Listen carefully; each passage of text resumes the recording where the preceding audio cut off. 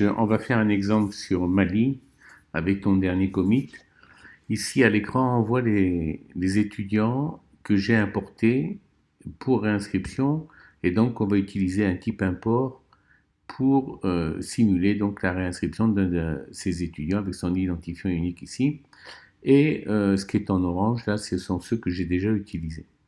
Donc je vais prendre cet étudiant qui a ce numéro-là et cette date de naissance, 5/2/95.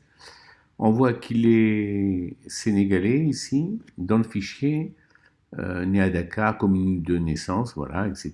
Et que, il a une adresse mail professionnelle. Donc j'ai fait un fichier de test, hein, donc on a ici Campus Mali, qu'il a un diplôme, le bac, et qu'il a un niveau d'études de bac+2 et qu'il va s'inscrire dans une formation de licence en niveau 3 et pour ce type de population, voilà. Donc tout le reste ici, donc on a les anciens numéros, bon j'ai gardé ça, c'est les numéros du sénégalais là, de Ziguinchor.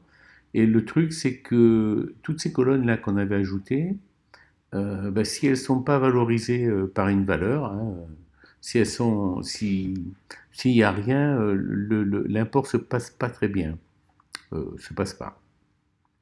Donc j'ai importé tous ces enregistrements et je vais donc faire un essai sur celui que j'ai sélectionné. Voilà. Alors déjà là tout de suite, on note que l'email professionnel n'a pas été récupéré et on a vu qu'il en avait un. Ensuite, on est en Bosnie-Herzégovine alors qu'on fait le code CSN et ça devrait être Sénégal. Bon. Et bon, ça d'accord pour l'indicatif malien, ok, le reste c'est bon, on a récupéré le nom, prénom, machin. Je vais donc faire un mail de test bidon. Voilà, je vais mettre un numéro de téléphone puisque c'est obligatoire. Voilà, tout aussi bidon. Voilà, sur 8. Ah, il n'a pas pris.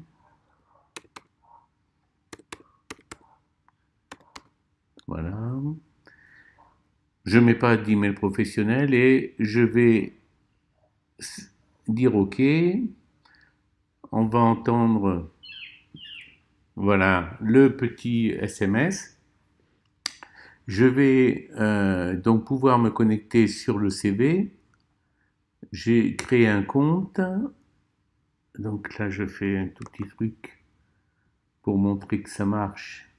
Parce que là, en fait, je vais sur la prod. Donc, pour ne pas aller sur la prod, je vais copier l'URL de test. Voilà, là, je suis en test. Je me connecte. Bon, ça, j'enregistre pas le mot de passe. Là, alors là, ça va être intéressant de voir que j'ai donc récupéré, bon, là on voit l'adresse mail, c'est parce que je m'étais planté avec, j'ai mis le numéro de téléphone, c'est pas grave, ça c'est pas une erreur. Par contre, on voit bien qu'il a récupéré le mail Campus Mali, le mail professionnel, alors qu'il n'avait pas récupéré dans le formulaire précédent. Bon, le téléphone, ok, tout ça. Donc il demande un passeport parce qu'il me croit de Bosnie-Herzégovine, là.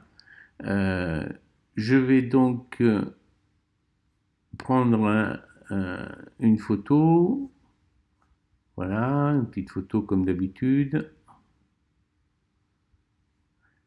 la date de naissance, ok, bon là le pays de naissance, donc il y a un petit plantage, le lieu de naissance, d'accord, il s'est planté aussi, là je vais compléter, là c'est bizarre parce qu'il me met une adresse, une commune, adresse en ville qui n'existe pas, hein, si on retourne dans le fichier, commune, adresse en ville, c'est vide. Et là, il me met ça à chaque fois que je fais un test, quel que soit le test.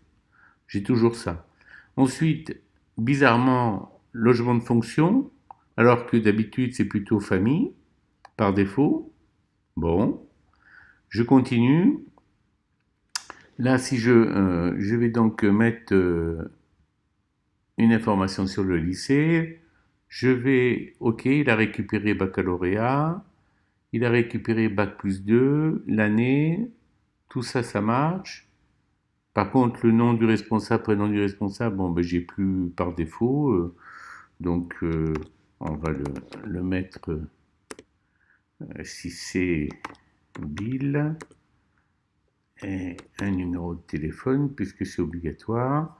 Alors après, si je continue, c'est pas obligatoire, mais je vais noter que, par exemple, ce qui est bizarre, c'est que situation familiale, c'est séparé de fait, alors que pour les personnels, c'est marié, pour les étudiants, ben, c'est célibataire. Bon, séparé de fait, donc c'est curieux parce que ça c'est plutôt rare même. Ok, ok, donc nom du père, bon, voilà. Donc là je vais valider, tout le reste étant pas obligatoire. J'enregistre et il me met donc aucune formation possible pour le niveau choisi.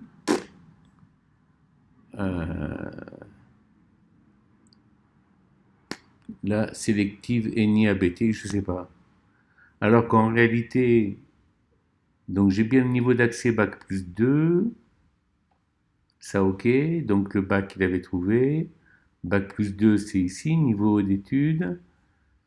Là j'ai mis un code ULSHB LEA de licence, je dis que le niveau de la formation c'était le 3, donc il aurait dû m'inscrire en, dans ce diplôme-là où j'ai mis les conditions d'accès de bac, voilà, et puis c'est tout. Et puis bizarrement, ben, voilà, il me fait ça. Je sais pas ce que c'est. Et je peux même cliquer sur envoyer curieusement. Donc aucune. Les autres choses, bon, il se passait d'autres choses. Enfin voilà. Donc il me semble qu'il y a pas mal de petits problèmes. Voilà. Ok. Bon, je m'arrête là parce que c'est déjà pas mal.